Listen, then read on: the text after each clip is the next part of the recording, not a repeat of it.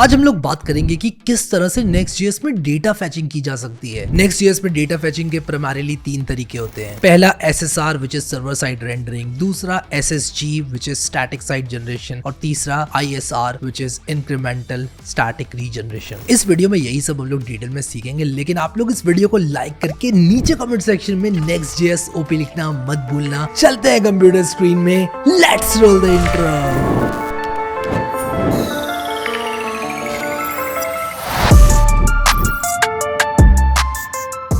तो गाइस यहाँ पर ये मेरा सिग्मा वेब डेव वाला फोल्डर है जिसमें मैं वीडियो 133 नाम का एक फोल्डर बनाऊंगा और एक नई Next.js ऐप को क्रिएट करूंगा। शिफ्ट राइट क्लिक करके यहाँ पर मैं टर्मिनल खोलूंगा और टर्मिनल में अपना वही command create next app latest, और इस ऐप का नाम मैं रखने वाला हूँ SSR ISR। ठीक है, अभी क्या है ये मैं आप लोगों को बताऊंगा। ठीक है, तो TypeScript no, ESLint yes, Tailwind CSS yes, SRC no, app router yes और import alias को हम चेंज नहीं करेंगे।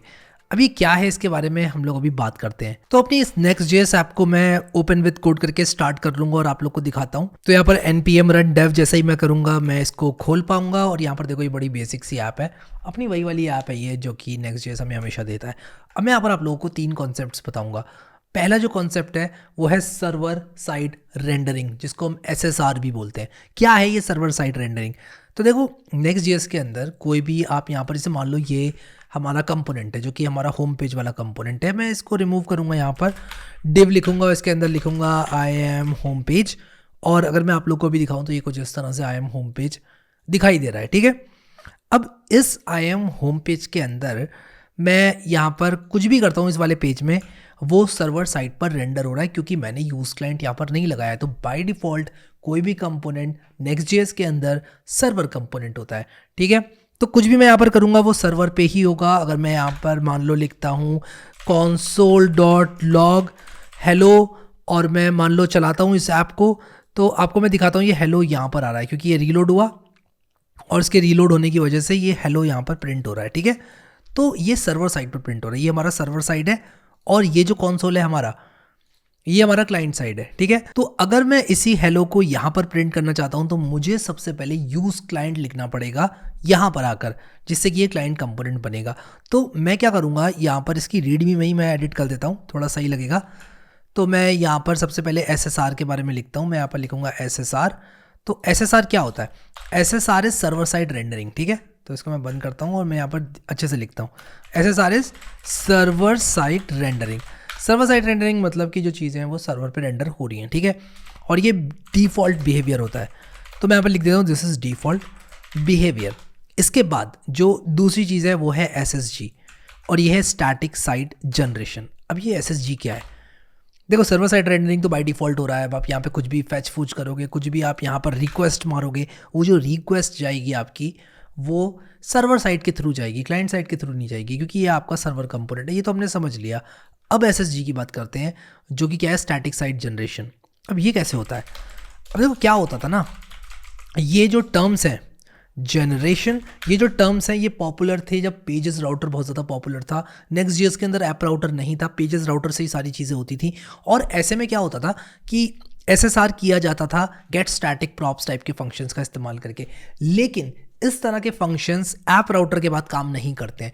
तो ये ऐप राउटर में जो गेट्स सर्वर साइड प्रॉप्स नाम का फंक्शन है वो आपका काम नहीं करेगा। हाँ, आप Next.js के वर्जन 14 या 15 में पेजेस राउटर का इस्तेमाल करके कर सकते हैं। अब बात करते हैं स्टैटिक साइड जनरेशन की। स्टैटिक साइड जनरेशन क्या है? स्टैटिक साइड जनरेशन का मतलब कि आपकी ये जो साइट है, जब आप बिल्ड करोगे किसी भी पेज को तो वो स्टैटिकली बिल्ड होगा या फिर वो सर्वर साइड का पार्ट होगा। क्या मतलब हुआ इस बात का?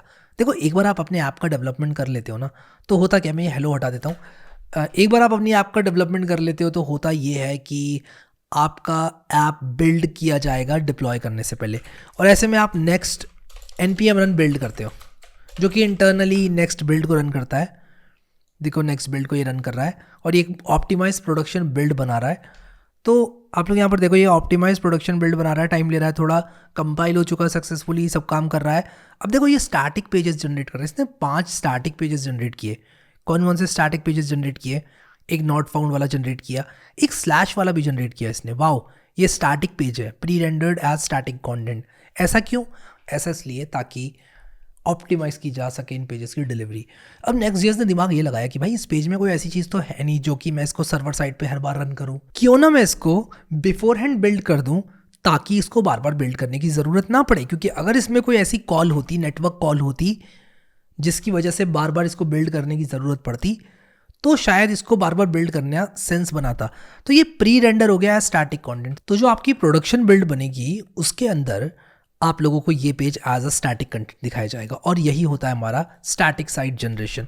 तो any content which does not have network calls is a static page by default. ठीक है, तो ये भी बाय डिफॉल्ट कर दिया गया। अब हम बात करते हैं इंक्रीमेंटल साइट जनरेशन की, ISG भी कहते हैं इसको, या फिर इंक्रीमेंटल स्टैटिक रीजनरेशन भी कहते हैं, ISR, इंक्रीमेंटल स्टैटिक रीजनरेशन। ये क्या, ये थोड़ा सा ट्रिकी है। अब समझना बात को, अब कहानी में थोड़ा ट्विस्ट आने वाला है। हमने ये देख लिया सर्वर साइड रेंडरिंग क्या होता है। भाई सर्वर पे चलता है, आपने कोई भी नेटवर्क कॉल लगाई या आप डेटाबेस कॉल लगाई, सर्वर पे चल रही है। स्टैटिक साइट जनरेशन तो भाई कुछ नहीं है, कॉल अगर तो स्टैटिक पेज रेंडर हो जाएगा जब आप बिल्ड करोगे। तो ISR क्या होता है? अब मान लो आप चाहते हो कि आपका पेज हर 60 सेकेंड में चेंज हो, तो हुआ क्या नेक्स्ट.जेएस के अंदर, नेक्स्ट.जेएस फैच फंक्शन। मैं आपको दिखाता हूँ कि ये जो नेक्स्ट.जेएस का फैच है, डेटा फैचिंग किस तरह से होती है नेक्स्ट.जेएस में। अब देखो, अगर आप फैच को यूज़ करते हो नेक्स्ट.जेएस के अंदर तो क्या होगा कि ये एक नॉर्मल फैच वाला फंक्शन नहीं है जो हम जावास्क्रिप्ट में यूज़ करते हैं। फैच को नेक्स्ट.जेएस में थोड़ा सा मॉडिफाई किया गया है। क्या मतलब वो इस बात का एक बड़ा सिंपल सा मतलब है कि नेक्स्ट.जेएस में एक बार आपने फैच की कॉल लगाई और दोबारा आप सेम कॉल लगाओगे। अब जैसे ये इन्होंने एग्जाम्पल दिया, बड़ा प्यारा सा एग्जाम्पल है, समझना इसको। मैं इसे कॉपी कर रहा हूँ और यहाँ पर पेस्ट कर रहा हूँ, यहाँ पर पेस्ट करता हूँ इसको, इनफैक्ट यहाँ पर। और आप देखो यहाँ पर हम लोग क्या कर रहे हैं कि सबसे पहले हम इस फंक्शन को एक एसिंग फंक्शन बना रहे हैं। हम कह रहे हैं कि भाई api.versal.app/block पर जाओ, जो कि कुछ इस तरह से दिखता है। ये वर्सल की API में इन्होंने एक सैम्पल डेटा दिया हुआ है इस तरह से, ठीक है। और अब यहाँ पर देखो कि हमने पोस्ट को ले लिया है और उसके बाद हमने इसको मैप कर दिया, और ये बहुत ही सिंपल सी चीज़ है कि ये यहाँ पर सारे पोस्ट हमें दिख जाएंगे, ठीक है। आई थिंक मैंने साइट को बंद कर दिया है, npm run dev करके मैं चलाता हूँ और दोबारा से मैं इसको रीलोड करूँगा, ये चल जाएगा, ठीक है। तो हमारे जो सारे ब्लॉग्स वगैरह हैं वो हमें दिखने लग जाएंगे।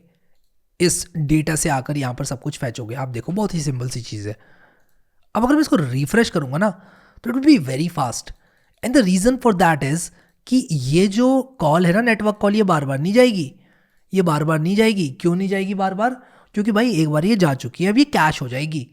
इसकी जो कैश है वो रहेगी, और अगर ये चेंज भी होता है ना बाद में, तब भी ये ऐसे कैसी रहेगी, ये आपको ऐसे ही दिखेगा। आप चेंज करोगे इसको तब भी आपको ऐसे ही दिखेगा। और कुछ लोग इसको एक प्रॉब्लम समझते हैं नेक्स्ट.जेएस में, कहते हैं यार ये क्या हो रहा है, फैच क्यों नहीं काम कर रहा है मेरा। रीज़न पता है क्या होता है? रीज़न बड़ा सिंपल होता है कि नेक्स्ट.जेएस बाय डिफ़ॉल्ट कैश करता है। अब आप चाहते हो कि यार हर बार नया डेटा आए, तो आप क्या करोगे? आपको सिंपली क्या करना है कि यहाँ पर नेक्स्ट.जेएस में कैश को नो स्टोर कर देना है, कुछ इस तरह से, कैश और नो स्टोर, ठीक है। मैं इसे कॉपी करता हूँ। आप सिंपली क्या करोगे, अपने इस वाले कॉल को, let data is equal to वाले कॉल को ये कर दोगे। तो यहाँ पर आप बता रहे हो उसको, आप बता रहे हो कि फैच API बार बार चलाओ, ये डेटा चेंज होने वाला डेटा है, बार बार चलाओ। बाय डिफ़ॉल्ट ये नहीं चलाएगा बार बार, आपके फ़ायदे के लिए, ताकि आपकी नेटवर्क कॉल्स बचें, आपकी सर्वर कंप्यूट कॉस्ट बचे, आपकी ऐप ओवरऑल ऑप्टिमाइज्ड रहे, ठीक है, बढ़िया। तो api.versal.app पर बार बार रिक्वेस्ट जाएगी क्योंकि कैश को आपने नो स्टोर कर दिया। और यही बात यहाँ पर लिखी है, if you do not want to cache the response from fetch you can do the following, ठीक है। अब आती है ISR की बात करते हैं। ISR क्या है? ISR बड़ी सिंपल सी चीज़ है कि आप क्या करो, आप चाहते हो कि भाई इंक्रीमेंटली टाइम के साथ साथ रीजनरेशन हो, ठीक है, रीवैलिडेट हो पेज। तो एक बार तो पेज कैश हो जा रहा है, अब आप चाहते हो टाइम के साथ वो रीवैलिडेट हो, तो आप सिंपली क्या करोगे, फैच में कुछ ऐसा कर दोगे। और अब क्या होगा, ये बेस्ट ऑफ बोथ वर्ड्स को ले लेगा। देखो ये भी सही नहीं है, ठीक है। मान लो आप कभी कभी अपडेट कर देते हो अपने ब्लॉग को, और आप चाहते हो कि यार मेरा अपडेट मिल जाए, मतलब लोगों को, ऐसा भी ना हो कि मिले ही ना, ऐसा भी ना हो कि हर बार अपडेट मिले, रियल टाइम रहे, पूरा डेटा बेस से फैच होता रहे सब कुछ, वो भी नहीं चाहते हो आप क्या करोगे, यहाँ पर ये ऑप्शन दे दोगे, आप कहोगे नेक्स्ट रीवैलिडेट 3600 सेकेंड्स। तो ये जो रीवैलिडेट होता है ना, ये एक नंबर होता है which is number of seconds, और यहाँ पर क्या होगा, ये 3600 सेकेंड्स है, यानी कि ये 60 मिनट्स है। तो हर घंटे में आपका पेज रीवैलिडेट होगा और रीवैलिडेट होके आपको अपडेटेड पेज मिल जाएगा, ठीक है। बहुत अच्छी बात है। अब यहाँ पर दो एक्सेप्शन है जहाँ पर फेच रिक्वेस्ट कैश नहीं होती हैं। पहला एक्सेप्शन क्या है, जब भी आप सर्वर एक्शन के अंदर यूज़ करते हो फेच को, और जब भी आप राउट हैंडलर्स के अंदर यूज़ करते हो। तो मैं ये बात लिखूंगा, ठीक है, ये बात मैं यहाँ पर लिखूंगा कि fetch in next.js caches the response, ठीक है। However there are exceptions, और वो exceptions ये हैं, वो exceptions ये हैं। क्या हैं? ये हैं भाई, ये हैं, ठीक है। तो मैंने यहाँ पर exceptions भी लिख दी। जब भी आप सर्वर एक्शन में या फिर आप राउट हैंडलर में पोस्ट मेथड में जैसे कि यूज़ करते हो अगर इसको, तो कैश नहीं होती है, ठीक है। अब यहाँ पर मैं आप लोगों को एक चीज़ दिखाता हूँ। अब मैंने आपको बताया था कि पेज जो है वो प्री रेंडर होता है। अगर मैं कुछ इस तरह का काम करूँ इस पेज पर मैं कुछ इस तरह का काम करूँ, पहले बाय डिफ़ॉल्ट देख लेते हैं क्या होता है। मैं नेक्स्ट बिल्ड करता हूँ, npm रन बिल्ड करूँगा, नेक्स्ट बिल्ड खुद चल जाएगा। तो आप देखोगे कि ये जो पेज है वो एक स्टैटिक पेज के रूप में बिल्ड हो जाएगा। अभी दिखाता हूँ आपको मैं, ये एक स्टैटिक पेज के रूप में बिल्ड हो गया, ठीक है। अगर मैं यहाँ पर कुछ इस तरह से, अब देखो इसने इसको स्टैटिक पेज के रूप में बिल्ड कर दिया, विच मीन्स कि ये रिस्पॉन्स बार बार चेंज नहीं होगा, ये रीवैलिडेट होगा एवरी 1 आवर। बट अगर मैं यहाँ पर ऐड कर दूँ export const dynamic is equal to force dynamic, तब क्या होगा देखते हैं। तब ये as a static page render नहीं होगा। Let's wait for it and let's see this in action. और यहाँ पर आप देखो ये डायनामिक पेज के रूप में रेंडर हुआ है। आप देखो यहाँ पर ये जो स्लैश है वहाँ F लिखा हुआ है और ये कह रहा है भाई ये डायनामिक है, ये सर्वर रेंडर्ड है ऑन डिमांड।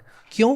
क्योंकि आपने बता दिया इसको, आपने कहा भाई ये सर्वर रेंडर्ड होगा पेज मेरा, मुझे यहाँ पर ये गेम खेलना ही नहीं है प्री रेंडरिंग वाला। तो ये लिखकर आप क्या कर सकते हो, ये लिखकर आप बता सकते हो कि भाई मेरी फेच रिक्वेस्ट को कैश मत करो, मेरी इस पेज को हर बार नया फेच करके मुझे दिखाओ, ठीक है। तो ये कौन सी रेंडरिंग हो गई? ये हो गई सर्वर साइड रेंडरिंग ही। अगर आप चाहते हो कि आपकी सर्वर साइड रेंडरिंग बनी रहे, आप ये एक्सपोर्ट कर दो। बाय डिफ़ॉल्ट होती है सर्वर साइड रेंडरिंग, बट अगर आप फेच यूज़ कर रहे हो तो कैश होता है कंटेंट, और अगर उस कैश से ऑप्ट आउट करना चाहते हो तो ये यूज़ करो, ठीक है। और यहाँ पर मैं लिख देता हूँ कि टू ऑप्ट आउट यूज़, और आप ये कोड यूज़ कर सकते हो, ये कोड यूज़ कर सकते हो आप। मैं इसको ज़रा कॉपी पेस्ट कर देता हूँ यहाँ पर ताकि आप लोगों के लिए ईजी हो जाए देखना। और आप देखो यहाँ पर export const dynamic is equal to force dynamic आ गया है, ठीक है। सेमीकोलन भी लगा देते हैं। हाउएवर देयर आर एक्सेप्शंस, ये मैंने आपको बताया ऑलरेडी, ठीक है। तो ये होता है हमारा server side rendering, static side generation और ISR और ISG। इंक्रीमेंटल स्टैटिक जनरेशन कह लो या इंक्रीमेंटल स्टैटिक रीजनरेशन कह लो, आप लोग एक ही बात है, ठीक है। अब यहाँ पर किस तरह से डेटा फैचिंग होती है, किस तरह से क्या चीज़ कब काम करती है, इसके कैवेट्स वगैरह को जानने के लिए आपको ये पूरा पढ़ना पड़ेगा। But let me tell you, मैंने जो आपको लोगों को बताया that was 95% of the information. और कुछ भी आप लोग सीखते हो 95% ऑफ द इन्फॉर्मेशन से ज़्यादा आप नहीं सीख सकते, क्योंकि डॉक्यूमेंटेशन होती है भाई 100% ऑफ इन्फॉर्मेशन। तो you can go to the documentation, काफ़ी बढ़िया है, आप एक्चुअली पढ़ सकते हो, आपको समझ में आएगा। ऐसा नहीं है कि आपको समझ में नहीं आएगा, ट्राई करना, ठीक है। तो ये डेटा फैचिंग वाला पार्ट आप पढ़ सकते हो अगर आप इस चीज़ को मास्टर करना चाहते हो। अदरवाइज जो मैंने आप लोगों को बताया यहाँ पर रूल ऑफ थंब, ये आप यूज़ करो। अगर आपका पेज बार बार रीरेंडर नहीं हो रहा है, इसका मतलब आपको ये लगाने की ज़रूरत है। और अगर आप चाहते हो कि हर बार नया डेटा फैच हो, वो नहीं हो रहा है, तो आपको ये लगाने की ज़रूरत है। आई होप कि ये वीडियो आपको पसंद आया और आप समझ गए क्या होता है SSR, SSG and ISG. Thank you so much guys for watching this video and I will see you next time.